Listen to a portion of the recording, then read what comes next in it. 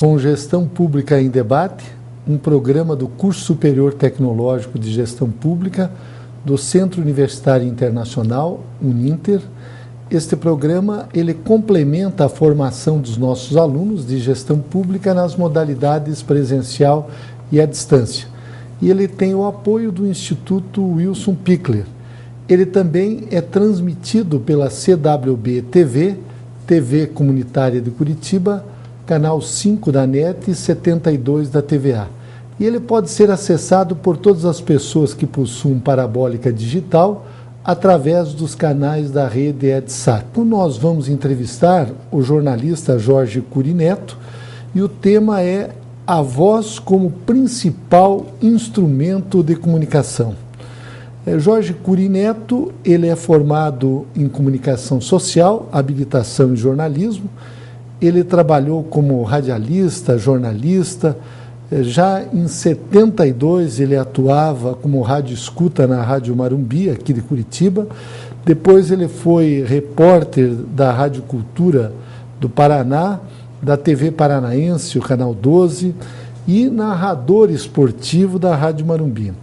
O Jorge Cury também fundou a Central de Radiojornalismo e, ultimamente, ele tem desenvolvido um trabalho que é relacionado ao voice design, ou seja, ele tem feito conferências, palestras em seminários, congressos, universidades sobre o voice design, o poder da palavra falada. Jorge Cury, para mim é uma honra muito grande estar entrevistando você aqui em Gestão Pública em Debate, porque durante muitas vezes fui entrevistado por você, que é um dos profissionais mais sérios e competentes aqui do Paraná. Então, eu gostaria que você nos falasse a respeito do voice design, do poder da palavra falada que você tem desenvolvido nesses últimos anos e tem motivado plateias, auditórios, não apenas em Curitiba, mas em muitas cidades brasileiras, sobre esse poder da palavra. Inicialmente, minha saudação ao telespectador e o privilégio de estar sendo entrevistado por você, Jorge Bernardi, é uma honraria muito grande para mim. Na verdade, desde a minha infância, que eu tenho essa paixão pela comunicação através da palavra falada, né? No meu tempo de criança, inclusive, eu não dispunha de televisão, era o rádio, né? E eu gostava muito de ouvir os grandes profissionais do rádio da época, os programas de auditório, que inclusive meu pai apresentava através da Rádio Clube Paranaense, os programas esportivos, as narrações esportivas, as grandes vozes, né? Naquela época, inclusive, existiam programas de declamação de poesias. Então, a oralidade, quer dizer, a palavra falada era expressada com muita perícia pelos profissionais. E mesmo a questão das conversas em casa, das contações de histórias, das histórias lidas pela vovó, o tesouro da juventude. Ah, lembro bem. E tudo aquilo foi me fascinando. Então eu sempre tive essa paixão pela comunicação, em especial através da palavra falada.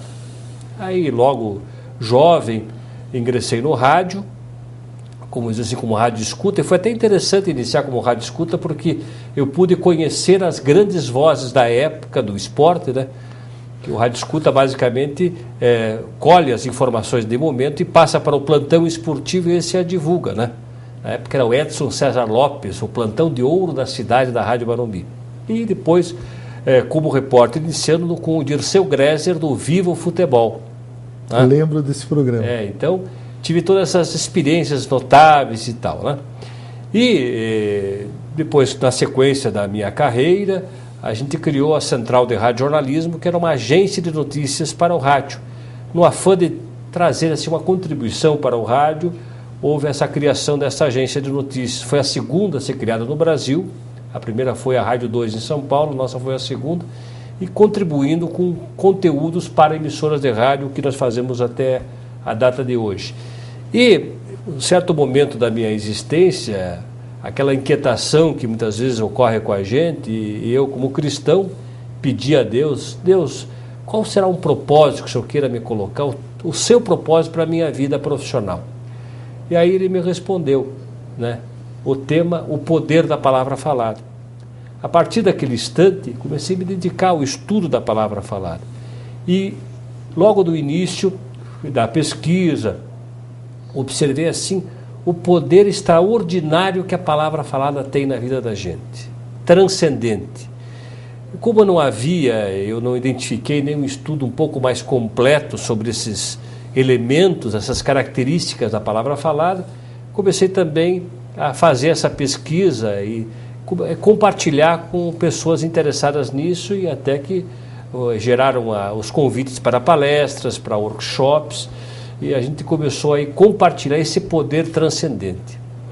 E no início da pesquisa até eu percebi o seguinte, num contexto assim antropológico, né?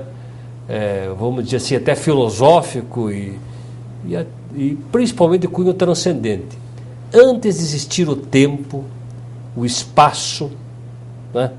No princípio era o verbo, diz a palavra de Deus, né? Eu me surpreendi com isso, fiquei meditando sobre isso. Quer dizer, antes de existir o espaço, existir o tempo, no princípio era o verbo estava com Deus, o verbo era Deus, todas as coisas foram feitas por meio dele e sem ele nada se fez. Puxa, quando me deparei dessa sentença, digo, algo é extraordinário, estratosférico, né? E de fato transcendente. Aí comecei também, logo em seguida, fazer uma ponte de primeiro do Evangelho de João, né, ao Gênesis, né? O céu, a terra era vazia, escura e sem forma, o Espírito de Deus pairava sobre ela, e Deus disse: haja luz, e houve luz. Então, a palavra falada, este verbo, é claro que não é o verbo pelas cordas vocais de Deus, mas o verbo pela expressão plena do Criador, do originador de todas as coisas, né? Então, percebi a dimensão que ela tem na vida da gente, né? Se você for também se referendar a outros elementos, como a questão do Big Bang, o que é o Big Bang, né? A expressão primal da origem de todas as coisas, da ordem e da beleza, né? O Big Bang é um Big Bang, né? É um som primal, né? É a origem de todas as coisas, o logos, né? A palavra logos significa a palavra, que depois, a partir de outros filósofos, foi dada a ela outras conotações, como razão, né? A logia, né? Enfim. Então, a palavra falada tem essa conotação muito forte, né, na vida da gente. E comecei a trabalhar com isso e ver as manifestações variadas que ela tem. Jorge, o desenho da voz, o voice design, explique o que é isso, como é que as pessoas, você que trabalha com a palavra, eu tive a oportunidade de fazer um curso rápido com o Jorge, até nas minhas atividades públicas como candidato e também como professor, mas a entonação da voz, o sentimento que você coloca na voz, eu gostaria que você falasse sobre isso, ou seja, o desenho da voz e isso, os efeitos que causa no ouvinte, ou seja, na pessoa, você como transmissor, na pessoa que está recebendo, no receptor. Essa pesquisa, a gente foi bastante ampla, está sendo, né, ela está em processo, né? Várias áreas do conhecimento a gente começou a observar, desde a linguística, né, a semântica, a fonação, a fonética, né, a programação neurolinguística, a gente estudou também aspectos dela, que tem tudo a ver com esse contexto, né, a questão da sonoridade da palavra falada, da musicalidade da palavra falada, até aspectos voltados à própria hipnose, à psicanálise, várias áreas do conhecimento, né? A gente foi abordando e estudando isso. Então, e nesses estudos, depois de uma etapa vencida, a gente teve o interesse de definir claramente uma expressão que fosse o resumo dessa pesquisa. Aí surgiu a expressão voice design, que é uma expressão que já existe, mas que designa simplesmente alguma relação, alguma atividade audiovisual. E nós estamos dando uma conotação para essa expressão voice design, que o design é atribuir funcionalidade a algo, dar clareza para aquilo que se pretende explicar, para que se pretende demonstrar, né? Existe uma metodologia. Então, o que normalmente se tem como design, normalmente se referenda a aspectos visuais, né? O design gráfico, o design de moda, o design digital. E nesse caso desse estudo, a gente estabeleceu um paralelo entre todo esse estudo feito com o design visual em relação a elementos da voz. Então, o que a gente contempla na questão do voice design, desse conceito? A anatomia da palavra, os contornos da palavra, as várias tonalidades da palavra, aí vai a cada frequência em si. Cada frequência causa um efeito diferente no ouvinte, se é o beta, se é o teta, se é o alfa, né? A questão do volume, né? Da amplitude, do ritmo, da harmonia. Então, são conceitos existentes no design que, trazidos para o contexto da voz, você tem uma clareza do significado dessa expressão, de você conceber, de você tratar desse elemento voz, porque a gente fala praticamente o tempo todo, e quando não está falando com alguém, está falando consigo próprio, a chamada comunicação intrapessoal. Então nós falamos praticamente de forma ininterrupta. E esse estudo visa a gente adquirir uma consciência exata do poder que a voz tem e o efeito que ela pode causar, né?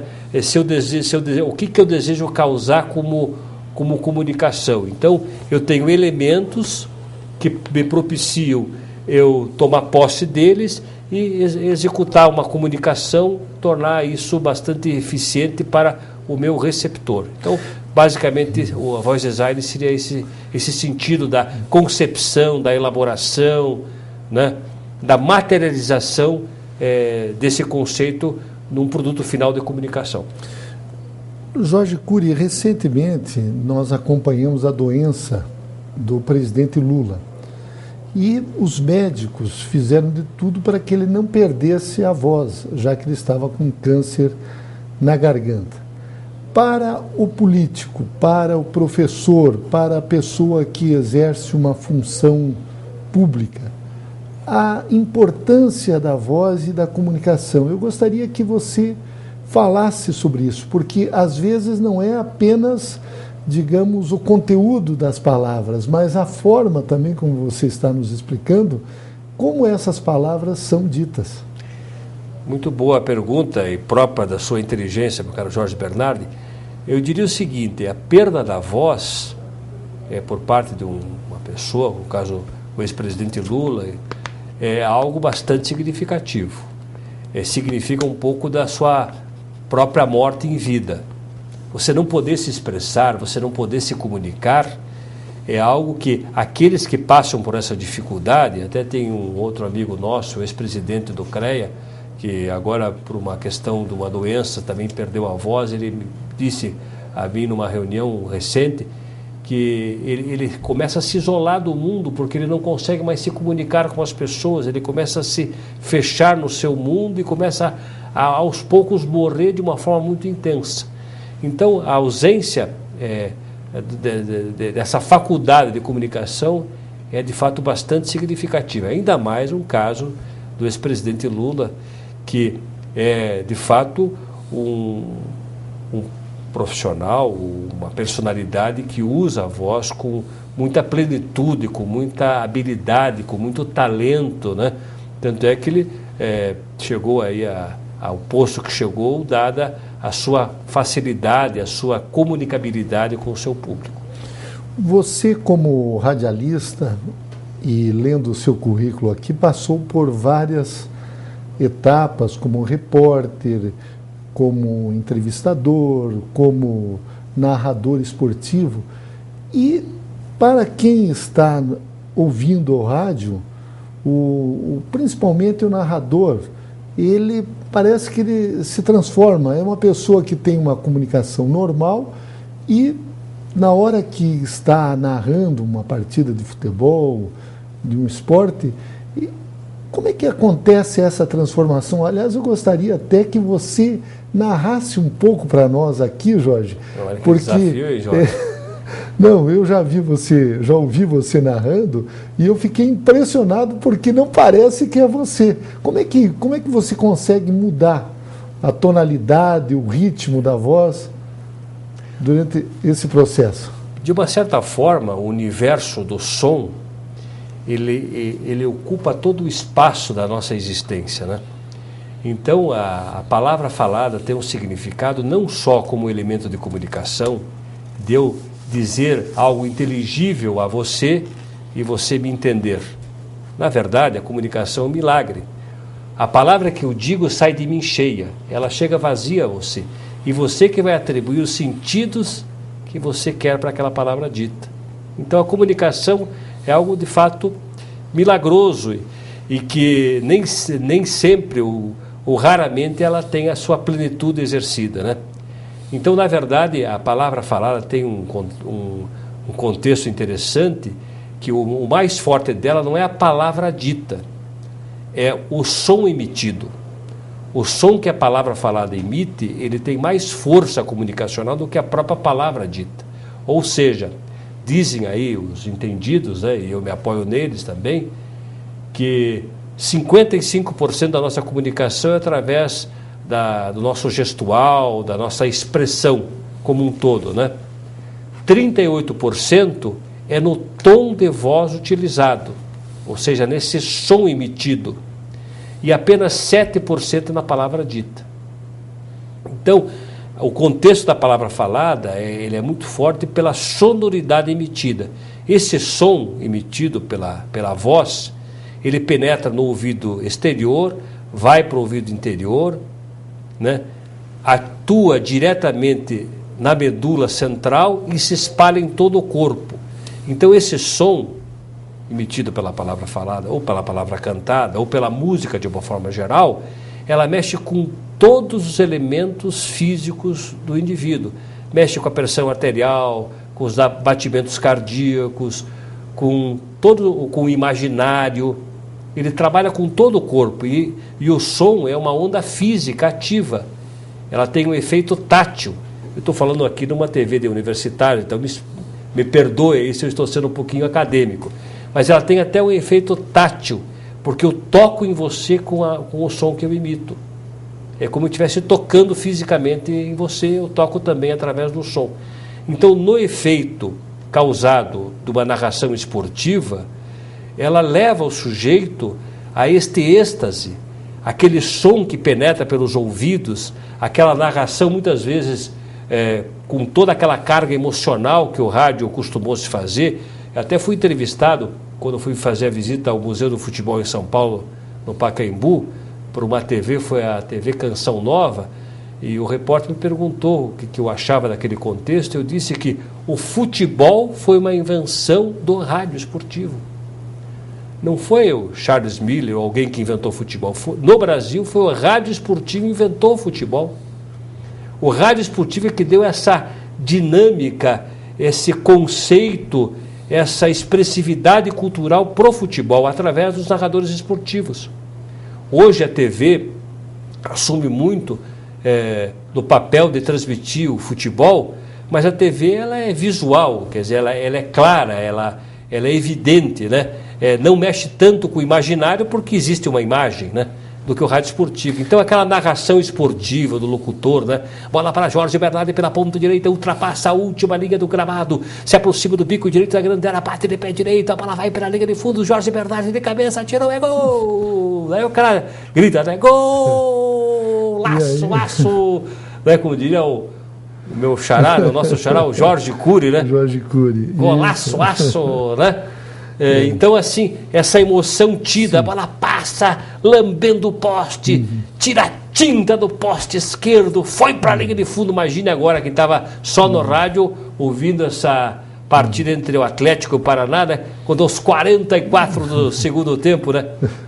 Exatamente. Uma cabeçada do Anderson lá, tira de cabeça o zagueirão Cleberson na última linha, na linha fatal, né? Quase o gol, quase que o Atlético permanece na segunda divisão e graças a Deus, né, o Atlético está aí na Série A do Campeonato Brasileiro. Então, muito disso e a grande intelectualidade do mundo, Piaget, outros, Freud e tal, surgiram nesta fase do rádio, né?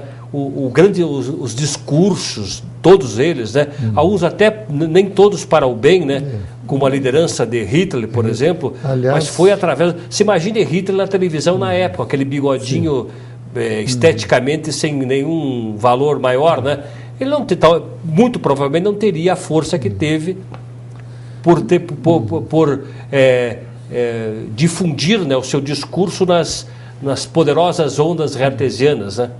Aliás, dizem que o sucesso dele como um líder de massa foi justamente os discursos no rádio, criando todo aquele clima, parando durante o seu discurso, ou fazendo aquele clima de suspense. A pausa, usando o silêncio, né? Exatamente. Aliás, o silêncio é importante na comunicação. Eu até queria perguntar a esse respeito. O silêncio. É essencial, né? O silêncio é a hora clímax de uma comunicação, né? Um comunicador que fala sem dar uma pausa, ele está dificultando a vida do seu receptor. Então, o silêncio é aquele momento que o que foi dito se acomoda, né? O que foi dito é assimilado pelo receptor. O silêncio fala, né? Muitas vezes mais do que 1000 palavras. Então é o momento que você diz alguma mensagem, determinada mensagem, e você dá aquela pequena pausa. É o menos que vale mais? É o menos que vale mais. Aliás, em comunicação, menos é mais, né? Aliás, explique isso, Jorge Cury. Assim, a nossa tendência ao se comunicar é usar o maior número possível de tempo, né? Mas, na verdade, quanto menos a gente utilizar elementos numa comunicação, mais ela se estabelece. Eu estou estudando um livro sobre design instrucional, bem interessante, que é um assunto para quem trabalha na área de ensino à distância. O design instrucional, que usa elementos textuais, visuais e, naturalmente, orais, né? Então, existe no ser humano a chamada memória de trabalho. Então, se você quiser estabelecer uma comunicação boa com o teu receptor, você tem que usar o mínimo possível de elementos, usar só elementos essenciais para que ele possa, através dessa memória de trabalho, captar aquela mensagem e você não saturar essa memória de trabalho e deixar de gerar a comunicação desejada, né? E o ouvir? Porque o ouvir também, nas relações pessoais, a pessoa que sabe ouvir, ela acaba tendo uma postura simpática, as pessoas gostam. O ouvir é um atributo dos sábios, né? O ouvir é a plenitude da conquista de qualquer ser humano, né? O ouvir é onde todas as coisas acabam acontecendo. O ouvir, veja, a arte de ouvir é um desafio grande, porque nós ainda latinos temos tremendas dificuldades de ouvir, porque ouvir exatamente o que o outro diz exige muito esforço, exige muita dedicação, exige muita atenção, exige muita autonegação, esvaziar-se de si mesmo, porque vários elementos concorrem quando alguém está falando e que impede do receptor ouvinte escutar exatamente o que o outro está dizendo. Primeiro, as conversas interiores. Nós conversamos muito conosco mesmo. Muitas vezes você está falando comigo alguma coisa e eu estou simultaneamente conversando comigo mesmo. Então eu estou roubando a atenção que eu deveria dar a você e estou dividindo com a minha própria conversa. Ou você conversa alguma coisa comigo e na medida que você vai falando eu vou estabelecendo o link a partir do meu repertório existencial, já estabelecer uma resposta que eu devo dar a você. Então, são vários contextos que a gente, de fato, raramente chega a ser um bom ouvinte. Vários aspectos da comunicação que a gente deixa de ser exatamente um bom ouvinte. Então, aquele que é um bom ouvinte, primeiro que ser um bom ouvinte, eu creio que é uma das maiores, se não for a maior, atitude de amor ao próximo. Quando você para ouvir alguém, isso a história conta, as pesquisas mostram, se você, às vezes tem uma pessoa que está no momento clímax da sua vida, de profunda perturbação, está ao ponto de suicidar-se, por exemplo, dá cabo da sua vida, e aparece um santo ouvido, e começa a escutar aquela pessoa, começa a dar atenção para aquela pessoa. Essa pessoa, muitas vezes, acaba debelando da intenção do suicídio e recupera a sua vida e continua a sua existência. Então, ouvir é um ato assim de profundo amor ao próximo. Se você quer conquistar alguém, muito mais do que falar com essa pessoa, é você dar os dois ouvidos para essa pessoa. E ouvir, como é dito também, né, não é novidade para ninguém, né, nós temos uma boca e dois ouvidos. Portanto, o atributo de ouvir é bastante soberano e importante para o ser humano. Então, nós entrevistamos em Gestão Pública em Debate Jorge Cury Neto, jornalista, e o tema de hoje foi a voz como principal instrumento de comunicação. Falamos a respeito do voice design, ou seja, o poder da palavra falada, uma das áreas de pesquisa do professor Jorge Cury. Eu quero agradecer muito, Xará, a essa entrevista. Eu não tenho dúvidas de que você contribuiu na formação dos nossos alunos. Muito obrigado, foi uma honra tê-lo aqui. Obrigado. Quero agradecer a Deus, né, em primeiro lugar, e a você pela essa honraria, né, dessa oportunidade de estar expondo esse assunto. E me coloco à disposição para outras ocasiões também, que for necessário. Muito obrigado. Obrigado.